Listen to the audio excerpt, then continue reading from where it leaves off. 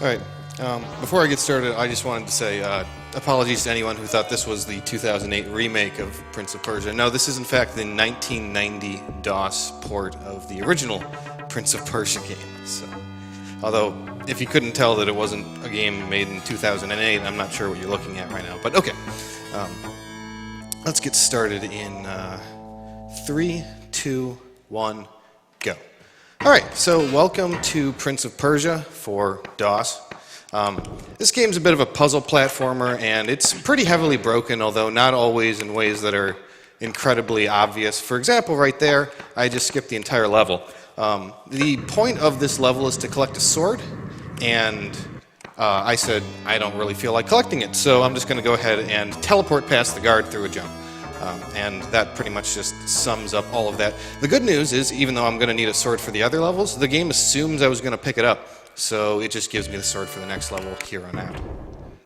We're going to skip all the cutscenes and stuff, it's no big. We can often get past guards in the way that I've just been showing, where I just seem to jump past them and then I'm suddenly past them. It's pretty fantastic. It's a wonderful skip, and it lets us skip some very important combat sections that would otherwise be required to do something more like this, where I have to stand in front of a guard, I have to run past him, and then I just start running the other direction. It is clearly a very combat-oriented game. But as a matter of fact, if you tried playing this game kind of normally, you would be killing most of the guards, because it's not particularly intuitive to just go ahead and run past everybody that you meet. In fact, in this run, I'm only going to be fighting a single guard if things go well, and even that guy can be ignored. You can play this game pretty much pacifist, with the exception of the final boss, who actually dies off screen. But nevertheless, it's a game that you could theoretically go pacifist. The reason I don't take care of the one guard is because he is a bit random as to how that works out. We just ignored that tile falling on top of us. A lot of the game is relatively easy to play. When speedrunners talk a lot about games being played at 30 frames per second, 60 frames per second, these are very precise games. This game is 12 frames per second, so it's not really that hard to get these timings. Oh, by the way, this music plays like every single time. I can restart the level to ignore that, or I can just turn the sound off, which only turns off the music for some reason, so we just turn that off. I'll turn it back on at a couple key points where there's some really awesome music that plays that I like to play, but otherwise we'll just keep it off for making fast go. So, otherwise, this level is pretty boring, so I like to talk a lot about the fact that this game is 12 frames per second. Whenever I talk about a move that is in fact frame perfect, it is in very literal terms frame perfect. It's not always the case in speedrunning when we say, oh man, frame perfect trick. You usually have like maybe 2 frames or something. But there are games that definitely require that precision, and I definitely respect runners that need to get that kind of precision.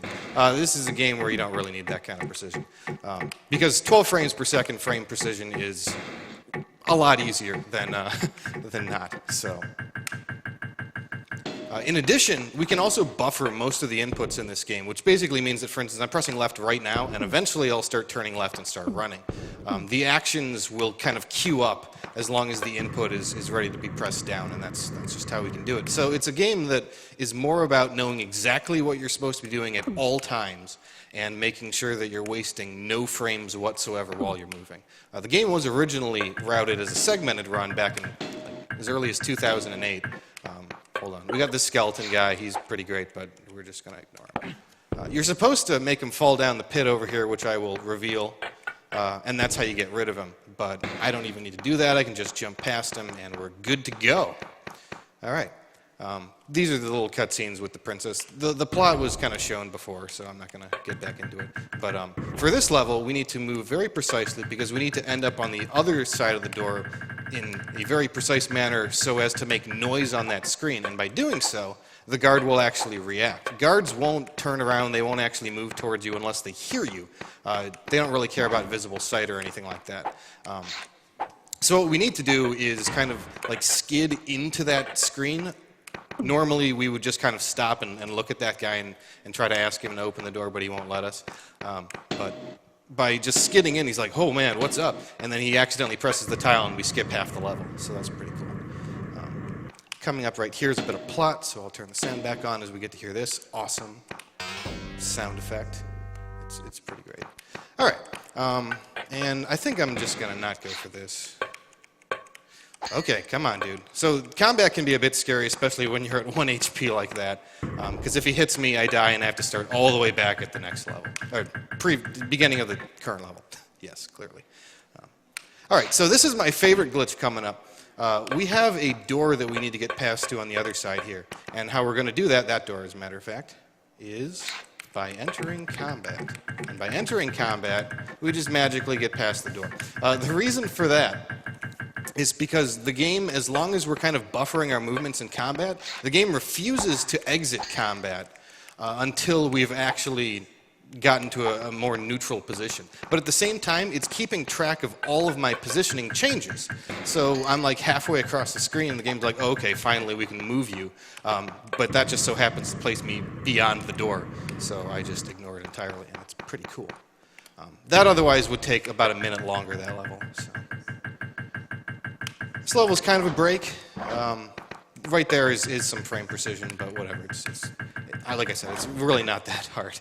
This is Well-Fed Guard. He's supposed to be the mid-boss of the game, and we just ignore him. So, good past that. This is also the mini Mirror Me guy joke that he's like the plot dude, and we hate him. We can't get up here. It's like, come on, be a pal. And instead, we just fall to our death. Oh, wait, I'm supposed to... That's the exit to the level. Oh, right, I need to grab this ledge, right. There we go. So now we can get started with the level. We actually have to get the potion just beneath us, and that will allow us to actually reach that part of the level safely. And until we do so, we need to just kind of navigate our way through the level otherwise. Just by crouching here, in fact, this is something I learned before I started learning the run. If you just crouch, you buffer the crouch as you press upon that tile and make it do its fall thing. You just ignore damage entirely. I don't really know why that was missed, but okay, now easiest trick, no hands, great. So I just skip half the level there. I don't even know why it does that, but there you go. This game's not broken at all. This is Gandalf. Gandalf doesn't like us going past the bridge, so we just do our best to parry a potential attack that might show up. Because otherwise he'll just knock us off and we'll have to fight him in this grand climactic battle. But we took care of that. It is in fact faster if he doesn't attack you and you just kind of go after him immediately, but I just prefer to go for a slightly more consistent strat. Oh yeah, noise here. It's this amazing feather fall music right here. Also, you can buffer your way into these doors, which is most pronounced in a situation like that, so you just kind of suddenly teleport to the doorway. This is the level that I'm most worried about. This one, it's kind of a gauntlet. We have to worry about a lot of different situations, and the first guy is right here. Okay, that went well. This guard, when you play this game, you will find that this guard is incredibly frustrating. It probably took me a good 10-15 minutes just to get past that guard once, and it is very difficult to get past him in subsequent times. It turns out he's completely deterministic, which is different from all the other guards. Whoop, sorry. That's death in this game is pretty brutal, as you see with the spikes there. I'm going to try to show off a chomper if I don't get hit by one on this level, too. Come on. Getting past this guy is very precise in the way that I do it. Normally you're supposed to fight him, and it's a very difficult battle because he loves to just attack you constantly. So instead we do a lot of very precise but not incredibly difficult precision movements to get past him. Like I said, he's deterministic, so we can always do the same thing every single time. Although I did find he's got like a couple of frames where he can do something slightly different. There was this one time he actually parried me while I was trying to get him, and that was very surprising. I had never seen that before, and I'm glad he decided not to be mean about it this time. So we can see a lot of the movement here. Well, we can see a lot of the level above us. So we're just kind of moseying by on the bottom step, but you can see all of these crazy traps that we're going to deal with in just a moment. It turns out we can ignore half of that by just buffer jumping our way through that section with just a couple tiny minor adjustments. So first we got to get past this guy. Stop exactly here. If you don't, you die. That's something you definitely have to learn, whether or not you're doing the speed run. This game is a game that is very difficult to play, just normally, never mind the speedrun. Honestly, the speedrun is just like slightly harder by comparison. Okay, good. That's a frame perfect biddy right there. Whenever I'm jumping past a guard, it is frame precision. Usually it's 2 frame precise tricks. One to kind of set yourself up onto the screen and another one to actually jump past the guard. This is very dangerous looking, but it's not that bad. All right, so this is Mr. Mouse Skip right here. You can actually grab onto the ledge on the right side and get past that without taking any damage, but let me show you why it's called Mr. Mouse Skip. Normally when you're playing through this game, it's like, oh no, I missed it, and then suddenly this guy shows up and actually saves you, which is pretty great. But we can skip him entirely. I just wanted to show him off. So. Okay, we're done with the tough level, so that's pretty good. And this is a long, boring level, but before I send it off to the host, let's go ahead and show off the chopper. This is pretty brutal, really. All right, so okay, I'm just gonna. This is a boring level, so this would be a good time for donations. All right, we have a $50 donation from G Duck. Good luck, Captain. When's the Prince of Persia heptology? Man, I didn't even know there were 7 games. Gosh. There's a lot. We have a $10 anonymous donation. You guys are just great. Keep playing and save the animals. We also have a $20 donation from Dulcet. Shoutouts to whoever made the GDQ banners this year. They always manage to capture the essence of GDQ and joy of runners from around the world coming together to have fun and defeat cancer. Much love to all involved, except cancer.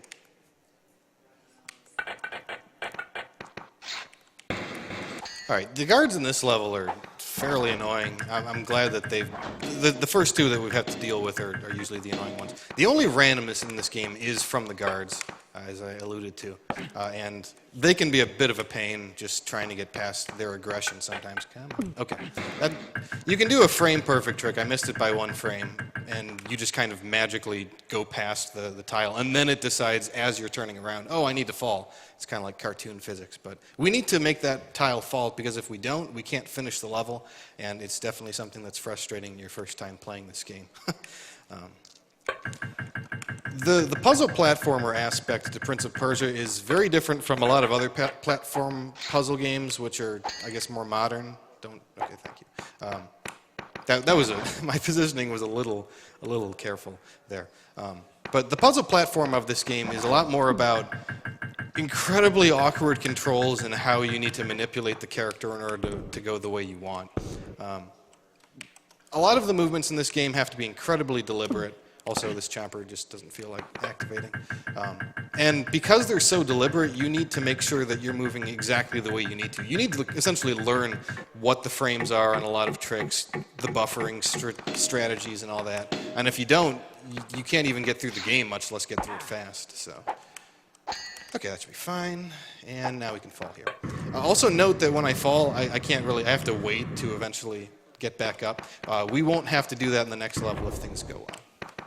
So yeah, this level contains some fun stuff. I'm actually going to do some combat, so that's pretty good.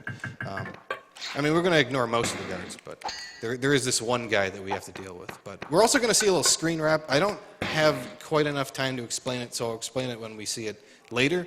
But this is it right here, and suddenly we're up here, so that's cool. It's not even that particularly hard to do. It's all about the setup. So.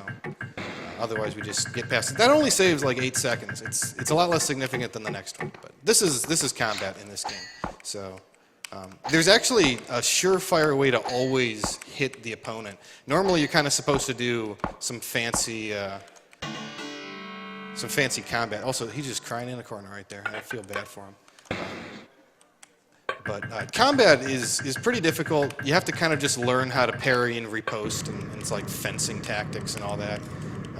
But come on, don't you be aggressive on me. Thank you. Okay, great. Also, guards don't know how to climb stairs, so they don't go anywhere. So that's cool. But what we did there, you might have noticed that I fell a decent distance, but then I immediately got up. I actually canceled the animation of just crouching.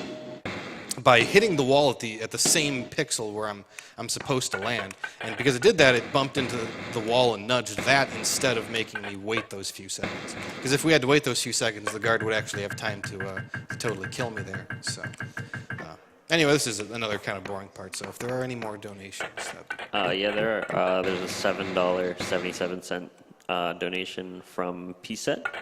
Prince of Persia is one of the best games from my childhood. Glad to see some PC gaming runs. Keep it up, CapnClever. P.S. Something 60 frames per second. Then we also have a $30 donation from Dennis58. Nice event. Love to donate because my grandfather had cancer. Have fun with the games, guys. Greetings from Germany.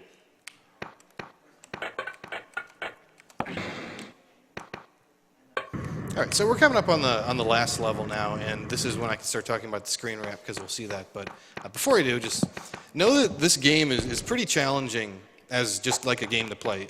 I'll show right there. You see at the bottom of the screen we have a certain amount of time. The game gives you infinite lives, which is a bit different from a game that was made back in 1990. The caveat is that you have only this amount of time to beat the game, and if you don't, game over, and that's that. There is a saving mechanism, although truth be told, when I first played this game, I didn't even know about it, so I just tried to do it all in one go. And this level is pretty frustrating, because you usually don't have a lot of time when you get here, and so you're just trying to get through it, although there are some shortcuts that you can do to skip a decent portion of it. Anyway, the screen wrap. Screen wrap's funny because what we try to do is grab a ledge, and we only do it on the left side, but it might work on the right as well. When we try to grab the ledge, we grab it on the very bottom left corner of the screen, but then we end up hanging, like our feet hang from the top, like the next screen down, and suddenly we're not grabbing anything at all because the game doesn't really register the fact that we were on the previous ledge. So it just keeps throwing us up until we're actually somewhere that we can be. And by doing so, in this case, I've actually skipped kind of an in-game cutscene right here. So I'm just going to pick up this sword that I never grabbed at the beginning of the game. And now we're going to fight our mirror self or something, and there we go. It's great. Final boss almost taken care of. We have a real final boss coming up, don't you worry. Got actual combat coming up here. This is random if I get hit, so yay. There goes 4 seconds. I love having randomness in my game that's like, oh, it's at the very end. Okay, well, reset. Okay, so upcoming is now the final boss of the game, Jafar, the evil illusionist who imprisoned our princess lady girlfriend, and we got to go rescue her because of this jerk. So here we go. Final boss battle. Oh crap, I'm falling. No, this is awful. I need to get set up again. Okay, great, fantastic. So that's the final boss. The setup I use there just makes it incredibly consistent to get past him, at which point you can just knock him into the pit and it's GG. In-game time actually finishes as soon as you defeat Jafar, but we have a little bit of a formality here to actually run over to the princess. So time will come up on the screen after this one. So right now, time. 17:30.